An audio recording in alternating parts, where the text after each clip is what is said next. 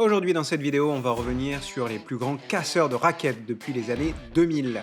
Des joueurs talentueux, explosifs, mais parfois ingérables. Voici notre top 7 des démolisseurs de raquettes.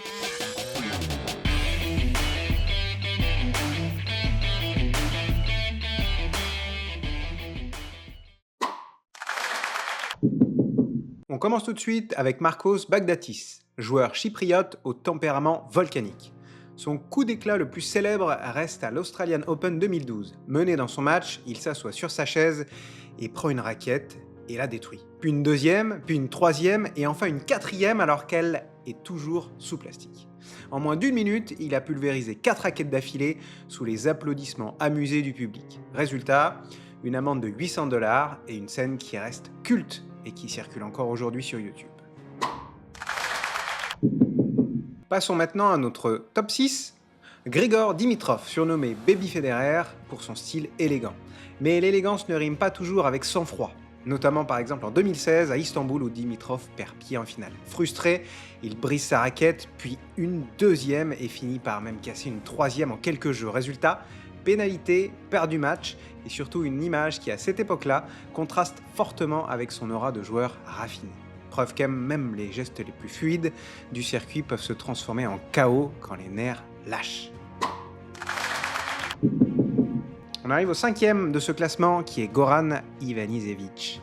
Difficile de parler de ses raquettes cassées sans évoquer son nom. En l'an 2000, notamment lors d'un tournoi à Brighton, le Croate vit l'un des épisodes les plus incroyables de l'histoire du tennis. Il casse toutes ses raquettes disponibles et doit déclarer forfait, faute d'équipement pour continuer le match, quelque chose qu'on ne reverra quasiment jamais. Quelques mois plus tard, ironie du sort, Ivanisevic entre dans la légende en remportant Wimbledon 2001 avec une wildcard. Une trajectoire incroyable, du chaos total à la gloire éternelle. On arrive au top 4 avec Andy Roddick, l'homme au service supersonique. Il était aussi connu pour son caractère bien trempé. Plusieurs fois, il a laissé parler ses nerfs sur ses raquettes et aussi sur les arbitres. Exemple marquant, à Cincinnati en 2011, éliminé prématurément, il fracasse sa raquette au sol devant un public médusé. Et d'ailleurs, déjà en 2008, il faisait partie des joueurs les plus sanctionnés pour racket abuse à l'US Open.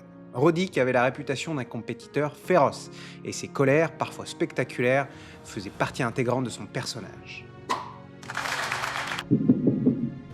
Top 3 avec Nick Kyrgios. Difficile de faire un classement sans parler de lui, c'est un véritable showman du tennis moderne. Kyrgios, c'est d'ailleurs autant de coups de génie que de coups de sang. Il a explosé ses raquettes sur quasiment tous les grands cours du monde. À l'US Open 2022, après une défaite frustrante, il fracasse même 2 raquettes d'affilée, l'une après l'autre, sous les huées et les applaudissements mêlés du public. Sa réputation de bad boy lui a valu de lourdes sanctions financières. On estime ses amendes cumulées à 800 000 $ australiens. Pour certains, il est l'incarnation de la passion brute, pour d'autres, un gâchis de talent. C'est notamment ce que je pense. Une chose est sûre, avec Kyrgios, les raquettes ne durent jamais longtemps. On arrive au top 2 avec Novak Djokovic, champion au mental d'acier. Oui, mais pas toujours sur la maîtrise de ses nerfs. Selon plusieurs sources, il aurait détruit plus d'une 60aine de raquettes dans sa carrière. Exemple marquant, aux Jeux Olympiques de Tokyo 2021, Djokovic, frustré par sa défaite contre Carreño Busta, jette une raquette dans les tribunes avant d'en fracasser une autre sur le filet. À Roland-Garros, à l'US Open, à l'Australie, les images de Djokovic ne manquent pas. Il explose sa raquette et c'est devenu presque routinier. C'est ce contraste d'ailleurs qui fascine. Comment un joueur aussi discipliné dans sa préparation peut parfois craquer de façon aussi spectaculaire. Et enfin, le numéro 1 de ce classement, c'est sans incontester le casseur de raquettes le plus célèbre, Marat Safin. Le Russe, vainqueur de 2 tournois du Grand Chelem, était un vrai génie imprévisible, mais aussi un véritable cauchemar pour ses raquettes. Safin a lui-même avoué avoir détruit plus de 1000 raquettes au cours de sa carrière. Certaines saisons, il en brisait jusqu'à 80 par an. Sur le court, ses colères légendaires faisaient partie de son aura. Le public l'adorait parce qu'il était à la fois talentueux, exubérant et imprévisible. Un joueur qui a marqué autant par ses victoires que par ses coups de folie. Avec Safin, la raquette était toujours en sursis. Alors selon vous, casser une raquette, signe de faiblesse ou simplement moyen d'évacuer la pression? Certains champions, comme Federer ou Nadal, sont presque célèbres pour ne jamais avoir explosé leur raquette, preuve d'un contrôle émotionnel incroyable. Mais d'autres, comme ceux dans notre classement, ont inscrit leur colère dans la mémoire collective. J'aurais pu d'ailleurs rajouter Bublik, Benoît Paire ou encore d'autres, mais peut-être que ça fera l'objet d'un autre classement. Et vous, quelle est la scène de la raquette cassée qui vous a le plus marqué? Dites-le moi en commentaire. Voilà, merci d'avoir suivi ce top 7 et à une prochaine pour une nouvelle vidéo.